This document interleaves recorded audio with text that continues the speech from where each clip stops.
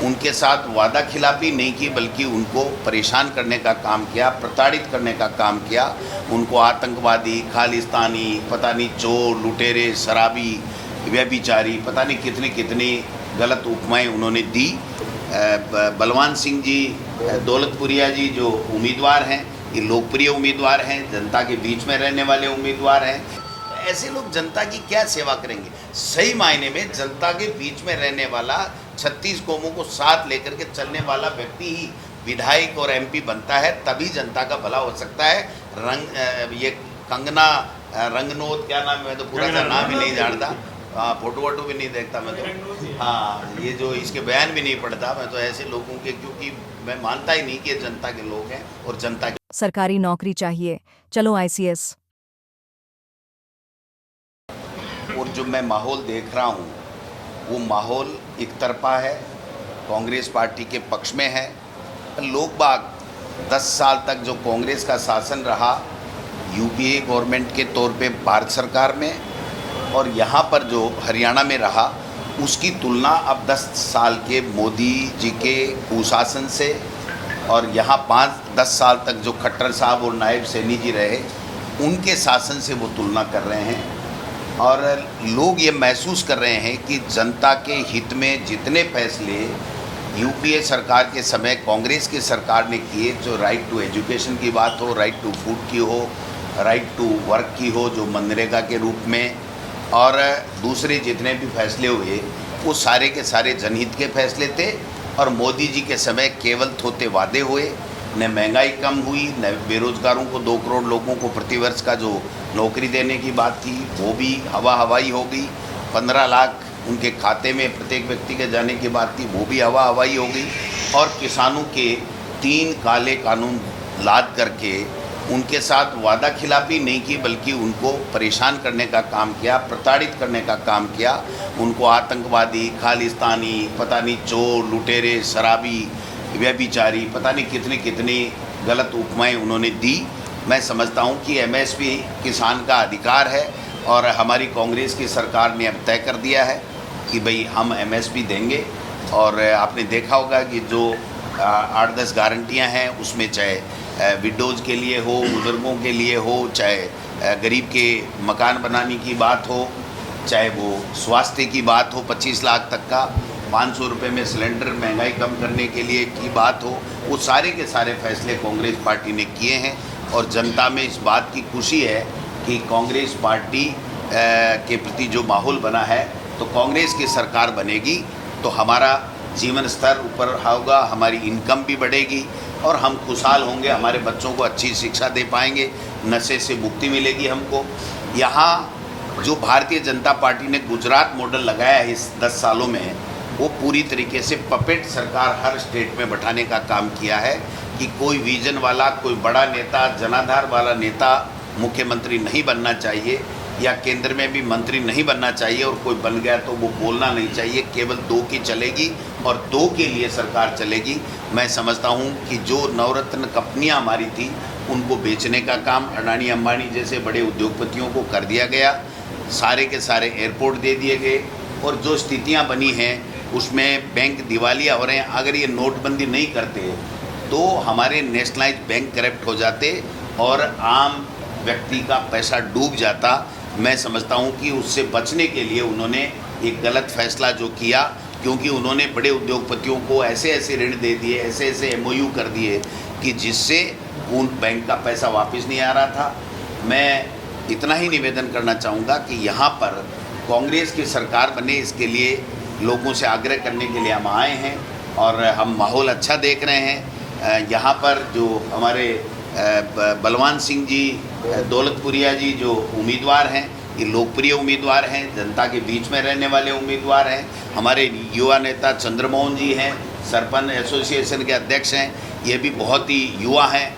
इनका युवा का, बुजुर्ग का, इनका अनुभव, उनका जोश, इनका समन्वय देख करके, मैं इन लोगों की भावनाएं देख करके ये कह सकता हूँ कि 101% यहाँ से कांग्रेस पार्टी के उम्मीदवार बलवान सिंह पूनिया जी भारी मतों के साथ में जीतेंगे।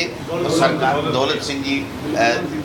बलवान सिंह जी दौलतपुरिया यहाँ से चुनाव जीत करके जाएंगे और सरकार में भागीदारी होगी, ये मैं उम्मीद करता हूँ। और यहाँ हमारे एमपी साहब जो हमारे कुलदीप इंदौरा जी हैं, हमारे उमेदाराम बेनीवाल साहब हैं, हमारे एमएलए अभिमन्यु पूनिया जी हैं, हमारे एमएलए विनोद गोठवाल जी हैं, हमारे एमएलए जो अमित चाचान जी हैं और राजेंद्र मूड जी और तमाम लोग राजस्थान के जो आए हैं, वो सारे के सारे लोग जनता के बीच में जाकर के गांव-गांव में, ढाणी-ढाणी, मोहल्ले-मोहल्ले में जाकर के लोगों को इस भारतीय जनता पार्टी की सच्चाई बताने का काम कर रहे हैं। कांग्रेस पार्टी किस प्रकार से लोगों के लिए अच्छी योजनाएं लेकर के आई है पहले भी और आगे लाने वाली है, उसकी बात बता रहे हैं। मीडिया का पूरा सहयोग मिल रहा है, तो हम 100% आश्वस्त हैं कि यहाँ पर कांग्रेस की सरकार बनेगी और कांग्रेस की सरकार बनेगी तो कल्याणकारी योजनाएं आकर के यहाँ का काफ़ी डेवलपमेंट होगा। ये बात मैं कहना गोविंद जी, पहला प्रश्न ये है कि आप जनसभा में ना बार बार कह रहे थे मोरिया बुला दिया जी। हम हरियाणवी, हमें समझ नहीं आया ये मोरिया कैसे बुलाते हैं? ये भाई जी क्या है कि कोई कहावत है? ये कहावत नहीं है। मोर जो है ना, वो जब बोलता है तो आवाज़ करा देता है कि अब मैं क्या होने वाला है। तो हमारे राजस्थान में बीजेपी का मोरिया हमने बुलाया और यहाँ भी मैंने आग्रह किया, तो आपने देखा कितना सहजता से स्वीकार कर लिया कि बीजेपी का मोरिया बुला देंगे, मतलब बीजेपी को परास्त करेंगे, कांग्रेस पार्टी के उम्मीदवार को जिताएंगे। ये चीज़ एक राजस्थान में सिलेंडर के लिए बीजेपी क्या कह रही है, 500 सिलेंडर देंगे, वो वहाँ पे मिलने नहीं मिल रही है। कहाँ पे? राजस्थान। राजस्थान में हमने घोषणा की थी राज्य सरकार की मद से पैसा देने के लिए 500 रुपये में सिलेंडर हम देंगे। मोदी जी ने 450 की घोषणा की, लेकिन अभी तक भी वो इम्प्लीमेंट नहीं हो रही है। हम 25 लाख का इलाज वहाँ फ्री देते थे, ये 5 लाख की 70 साल से ऊपर के लोगों की बात कर रहे हैं, जो इम्प्लीमेंट नहीं हो रही है। न 25 लाख वाली योजना बंद हुई, न उसका लाभ मिल रहा है। ये यहाँ पे अभी अमित शाह आए थे, वो कह रहे थे 500 सिलेंडर देंगे, 2100 रुपये महिलाओं देंगे, पेंशन की बात नहीं की, उन्होंने भी 6000 देंगे पेंशन। नहीं, ये देखो, न तो किसान का कर्जा माफ करेंगे, न 2100 रुपये देंगे। वहाँ पर इन्होंने कहा था कि हरियाणा के बराबर पेट्रोल कर देंगे। देश के प्रधानमंत्री ने बोला था कि पेट्रोल का भाव हरियाणा और राजस्थान का बराबर कर देंगे। आज भी 11 रुपये 40 पैसे का अंतर है, राजस्थान में ज़्यादा है, यहाँ कम है। तो इनकी बात का भरोसा कोई नहीं करता, इसलिए किसी को नहीं करना चाहिए, क्योंकि ये तो झूठ बोल के अपनी राजनीतिक रोटियाँ सेकते हैं। और जब इनके खिलाफ एंटीकमेंसी होती है, इनके खिलाफ माहौल बनता है, तो ये कोई न कोई ऐसा फिड़का ले आते हैं। जैसे अभी ले आए 1 नेशन 1 इलेक्शन, संविधान में संशोधन करने लायक इनके पास बहुमति नहीं, ये कहाँ से कर देंगे? हमारे यहाँ कह रहे हैं 1 स्टेट 1 इलेक्शन। भारत सरकार का कानून है पंचायती राज का, राजीव गांधी जी करके गए थे संविधान में संशोधन। ये जब तक संविधान में संशोधन नहीं करते 1 स्टेट 1 इलेक्शन कर ही नहीं सकते। तो इनको तो फिड़के आते हैं और इनके फिड़के बंद हो गए, इसलिए इनकी बातों पे कोई जनता विश्वास। आप हरियाणा में जनसभा में गए हैं कई जगह पे जी। आज यहाँ पे भी आए, कैसा माहौल देखने को मिल रहा है? जैसे चंद्रमोहन कोटली जी ने समर्थन दिया है, काफ़ी हैवी वेट जो देता है, सरपंच एसोसिएशन के भी पदाधिकारी रहे हैं, तो कैसा लग रहा है?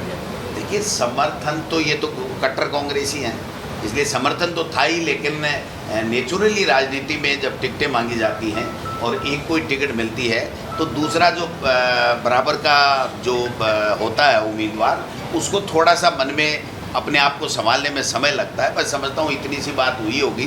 बाकी इनके भावना मैंने सुनी है, इनके दादाजी, इनके पिताजी जो भी यहाँ बुजुर्ग बैठे थे, वो कह रहे हैं हम तो जन्मजात कांग्रेसी है, कांग्रेसी तिरंगे में लिपट करके हम जाएंगे। और ऐसा ही शैलजा जी ने कल आपने बोला होगा। तो ये तो केवल बीजेपी जो है वो नफ़रत फैलाने के साथ साथ झूठ फैलाने का काम करती है। वो साथ नहीं है, वो साथ नहीं है। मैं तो इतना ही निवेदन करूँगा कि संभल करके 36 कौमों को साथ लेके चलेंगे तो यहाँ पर 2/3 मेजोरिटी हरियाणा में कांग्रेस की। गोविंद जी, आपने बलवान जी को विधायक भी बना दिया अपने भाषण में, हरियाणा में कांग्रेस की सरकार भी बना दी, इनको मंत्री भी बना दिया, मुख्यमंत्री किसको बनवाओगे? मुख्यमंत्री तो पार्टी अलग कमान तय करता है, इनकी तो सिफारिश मंत्री की तो मैं कर सकता हूँ, पार्टी का प्रदेश अध्यक्ष हूँ, इसलिए मुझे उम्मीद है। गारंटी किसी चीज़ की नहीं होती है, लेकिन मैं ये कह सकता हूँ कि कांग्रेस की सरकार बनेगी और कांग्रेस पार्टी हाईकमान सबकी राय लेकर के जो फैसला करेगा वो सबको खुशी खुशी मंजूर होगा। आपके राजस्थान में भी मुख्यमंत्री पद को लेकर ना अशोक गहलोत जी, सचिन पायलट जी लड़ते हैं, उसका पार्टी लड़ते नहीं है, मन में रखते हैं तो रखनी चाहिए ना। मन में रखते हैं मैं बनूं, मैं बनूं, मैं बनूं, तो उसमें क्या बुराई है? कोई मन में रखता है, लड़ता कोई नहीं है। जब बना दिया अशोक गहलोत जी को तो सबने माना, और 5 साल बीजेपी ने काफ़ी प्रयत्न किए, काफ़ी षड्यंत्र किए, लेकिन 5 साल सरकार चली। बीजेपी की सांसद कंगना रनौत का बयान आया कि कृषि जो कानून वापस लिए गए थे उन्हें जारी करना चाहिए, दोबारा लागू करना चाहिए। हालांकि वीडियो जारी करके अपना निजी विचार बचा रही है, तो कैसे लगता है आपको कि दोबारा लागू करने की बात कर रहे ये हैं? प्रजातंत्र में दुर्भाग्य है कि ऐसे लोग राजनीति में आ गए जिसका राजनीति से कोई लेना देना नहीं। वो तो हमारी स्टार प्रचारक है, उसको तो ज़्यादा से ज़्यादा गांव में जा करके अपनी विचार व्यक्त करने चाहिए। तो मैं समझता हूँ कि ऐसे लोग, अगर आप जीतने के लिए, सत्ता प्राप्ति के लिए ऐसे लोगों को राजनीति में ले आओगे जिनका लोगों से कोई वास्ता ही नहीं है, जो हाथ तक छूना पसंद नहीं करते पैसे के घमंड में और जो अपने प्रोफेशन के घमंड में, तो ऐसे लोग जनता की क्या सेवा करेंगे? सही मायने में जनता के बीच में रहने वाला, 36 कौमों को साथ लेकर के चलने वाला व्यक्ति ही विधायक और एमपी बनता है, तभी जनता का भला हो सकता है। ये कंगना रंगनौत, क्या नाम है, मैं तो पूरा सा नाम ही नहीं जानता, फोटो वोटो भी नहीं देखता मैं तो, हाँ, ये जो इसके बयान भी नहीं पढ़ता मैं तो ऐसे लोगों के, क्योंकि मैं मानता ही नहीं कि ये जनता के लोग हैं और जनता के। एक अंतिम सवाल है जी, आज नरेंद्र मोदी जी हरियाणा में आए हुए हैं, तो उन्होंने कहा है कि पिछला इतिहास देख लीजिए, जो सरकार दिल्ली सेंटर में होती है हरियाणा में वही बनती है, तो क्या इस बार ये गलतफहमी दूर होने जा रही है? आज आए हैं तो ये मान लीजिए हमारे 2-4% वोट और बढ़ेंगे, क्योंकि इस देश का किसान, नौजवान, दलित, पिछड़ा, ओबीसी, तमाम मातृशक्ति, तमाम लोग मोदी जी के ये जो 10 साल का कुशासन है इससे नफरत करते हैं, और मोदी जी की झूठ उजागर हो चुकी है कि वो केवल सत्ता के लिए बातें करते हैं। हिंदू, मुसलमान, पाकिस्तान, कब्रिस्तान, शमशान, हिंदुस्तान, पता नहीं क्या क्या बातें करके एक समय कुछ कहते हैं। अभी कल परसों मैं पढ़ रहा था कि मैं जब कुछ भी नहीं था तब 28 बार अमेरिका के 28 स्टेट में जाइए। अब उनको कोई पूछे भाई कैसे पैदल पैदल गए, बोट में गए, हवाई जहाज में गए, कौन सी हवाई जहाज में गए, मतलब सवाल वो क्या बोलते हैं उनको खुद को पता नहीं। जो टेलीप्रॉम्प्टर जो भी आता है उससे वो क्या लिखा हुआ, क्या समझ में आ गया, उस तरीके से बोलते हैं। तो मोदी जी जितना ज़्यादा इस हरियाणा में आएंगे उतना ज़्यादा कांग्रेस का पक्ष मजबूत होगा। दो क्वेश्चन हो रहे हैं। खट्टर साहब का भतीजा चाय पीने जा रहा है कांग्रेस के, चाय पीने वाला प्रधानमंत्री है देश का, उसके बाद भी चाय पीने कांग्रेस के पास जा रहे हैं क्या खट्टर साहब का भतीजा हरियाणा ये में। देखो देखो, हमारे लोगों को तो उन्होंने डरा धमका के, या जो रिजेक्टेड लोग थे उनको ले गए, हम इनको एक को ही नहीं लेंगे। ये रिजेक्टेड माल लेने का कांग्रेस में परंपरा नहीं है। हमारे पास चंद्रमोहन जैसे नौजवान हैं, और हमारे बलवान सिंह दौलतपुरिया जैसे अनुभवी व्यक्ति हैं, और जो लोग इनके लिए काम कर रहे हैं, कांग्रेस के लिए जो वर्कर काम करता है उनको आगे बढ़ाने का काम करेंगे। इसलिए कोई कहाँ जा रहा है, नहीं जा रहा है। अब तो देखो मोदी जी और अमित शाह के नाम से कोई वोट नहीं दे रहा है, और बीजेपी का नाम लोग भूल गए। गोविंद जी, हरियाणा में ना निर्वाचित प्रतिनिधियों, सरपंचों को, पंचों को, नगर परिषद, नगर निगम चेयरमैनों को अपने अधिकारों के लिए, यानी अपने अधिकार और अपना शासन चलाने के लिए संघर्ष करना पड़ा है। क्या राजस्थान में ऐसा होता है? देखिए, राजस्थान में कांग्रेस की सरकार में सरपंच अपना काम करते थे, जो भी जनप्रतिनिधि जिस लेवल का होता था वो अपना काम करता था। और अभी भारतीय जनता पार्टी का ये मॉडल है कि चुने हुए जनप्रतिनिधि नगर निकाय और पंचायत राज के काम नहीं कर सके, इसलिए उन्होंने एक बजट में घोषणा की है, जो बजट का पार्ट नहीं होना चाहिए था, कि हम 1 इलेक्शन 1 स्टेट 1 इलेक्शन की तरफ जाएंगे, और अब पंचायत राज के चुनाव और नगर निकाय के नहीं करेंगे। नवंबर में नगर निकाय के चुनाव हैं, और जनवरी के अंदर हमारे पंचायत राज के चुनाव हैं। उनमें प्रशासक लगा करके उनके अधिकारों को बिल्कुल ख़त्म करने की साजिश राजस्थान में केंद्र की आई हुई पर्ची के आधार पर की जा रही है। तो आप मान के चलो कि हरियाणा में भी भारतीय जनता पार्टी का गलती से अगर राज आ गया तो यहाँ पर पंचायत राज और नगर निकाय के चुनाव नहीं होंगे। ये कांग्रेस पार्टी और राजीव गांधी जी की देन है कि ये जो सिस्टम बनाया कि 100% 5 साल में अनिवार्य रूप से पंचायती राज और नगर निकाय का चुनाव होगा, और वो संविधान में संशोधन कर दिया, इसलिए इनको मजबूरी में कराने पड़ रहे हैं। ये किसी को नहीं चाहते अपने दो और अपने दो के अलावा। अध्यक्ष जी, जो भाजपाई नेता है वो लगभग हमेशा मंच से एक तंज कसते नजर आते हैं कांग्रेस पे। वो कह रहे हैं कि जातिगत जनगणना के आधार पर कांग्रेस जो है जातिवाद फैलाना चाहती है। दलितों का आरक्षण खत्म करना चाहती है। क्या कुछ कहना है? भैया 400 पार आरक्षण खत्म करेंगे, ये नारा बीजेपी का था, कांग्रेस का नहीं था। कांग्रेस ने तो संविधान को बचाने का काम किया, आरक्षण को बचाने का काम किया है। और मैं समझता हूँ कि ये जो दुष्प्रचार फैला रहे हैं ना, ये अपने इस मंसूबे में कामयाब नहीं होंगे, ये मैं कहना चाहता हूँ। कभी भी कांग्रेस की तो आत्मा ही बाबा साहब का जो संविधान है, और उस संविधान को ये तो झूठ बरगला रहे हैं। राहुल गांधी जी के बयान को तोड़ मरोड़ करके पेश करने की बातें कर रहे हैं। तंज कसने का काम इनका है, जनता का काम कांग्रेस के जनप्रतिनिधि करते हैं। और कांग्रेस के जनप्रतिनिधि सबको साथ, जातिगत जनगणना क्यों नहीं होनी चाहिए आप बताइए। सुप्रीम कोर्ट ये कह रहा है 2010 से लेकर के 2022 तक के फैसले हैं कि आप जातिगत जनगणना करिए, उसके बाद में पंचायत राज नगर निकाय के चुनाव में भी आरक्षण की व्यवस्था उसी के मुताबिक कीजिए।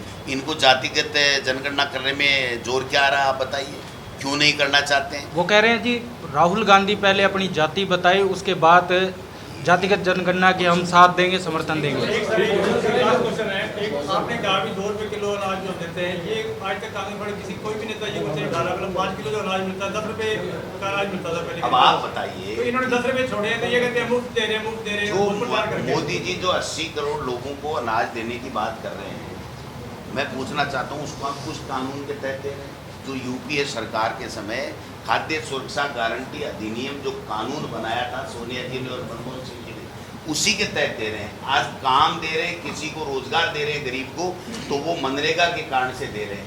आज भ्रष्टाचार समाप्त होने की बातें चल रही हैं, तो वो आरटीआई के जो कानून हमने बनाया था, 18 साल का नौजवान अगर कोई वोट का अधिकार रख के लोकतंत्र में अपनी भागीदारी सुनिश्चित कर रहा है, तो ये कांग्रेस की देन है। इनकी देन है नोटबंदी, इनकी देन है आप देखिए इलेक्ट्रोल बॉन्ड, जिस पे छापा डालो उसी से चंदा ले लो और उसको छोड़ दो।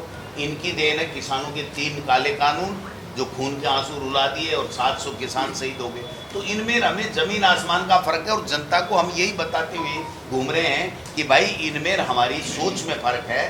कांग्रेस पार्टी जनता के लिए काम करती है, ट्रस्टी के रूप में सरकार चलाती है। जी अंतिम प्रश्न पूछ लेते हैं आधे मिनट का। आपने कहा भी इतने पत्रकार नहीं देखे, रास्तों में पत्रकार नहीं है।